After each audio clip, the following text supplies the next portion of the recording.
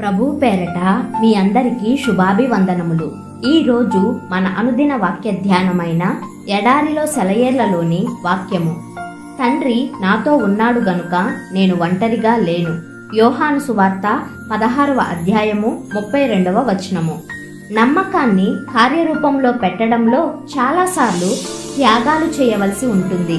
ఎన్నో తడబాట్లకి గురై ఎన్నో వాటిని దూరం చేసుకొని మనసులో ఏదో పోగొట్టుకున్న భావాన్ని, ఒంటరితనాన్ని వహించవలసి ఉంటుంది.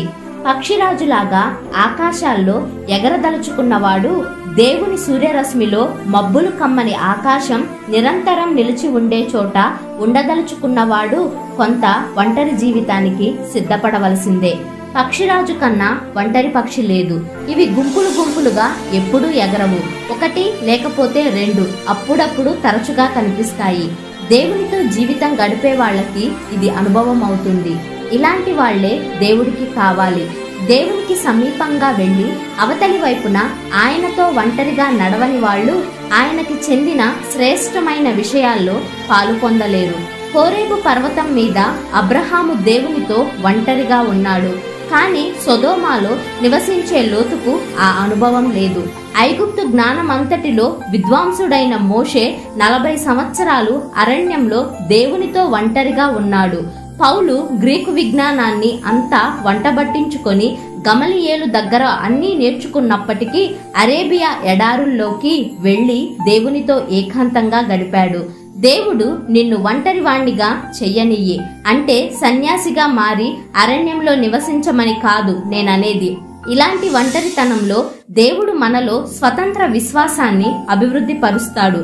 ఇక ఆ పైన మన చుట్టూ ఉన్న మనుషుల సహాయం, ప్రార్థన, విశ్వాసం, ఆదరణలు అవసరం ఉండవు. ఇతరుల నుండి ఇలాంటి సమయాల్లో వ్యక్తిగతమైన విశ్వాసానికి, క్షేమానికి అవి అడ్డుబండలవుతాయి. మనకి ఏకాంత పరిస్థితులను కల్పించడానికి ఏ చర్యలు తీసుకోవాలో దేవునికి తెలుసు.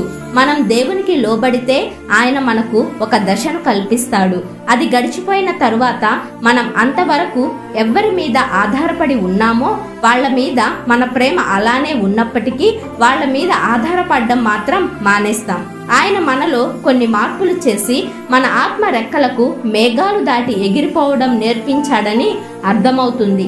ఒంటరిగా ఉండే సహవాసం కలిగి ఉండాలి. షీలోహు రహస్యాలను దేవుని దూత యాకోబు చెవిలో ఊదాలంటే అతను ఒంటరివాడవ్వాలి. పరలోక దర్శనాలను చూడాలంటే దానియేలు ఏకాంతంగా ఉండాలి. భవిష్యత్ దర్శనాలను చూడాలంటే యోహాను పద్మసు లంకకి వెళ్ళాలి. ఆయన ఒంటరిగా ద్రాక్ష గానుగలో పనిచేశాడు. ఆ ఒంటరితనాన్ని నువ్వు ఆహ్వానించగలవా?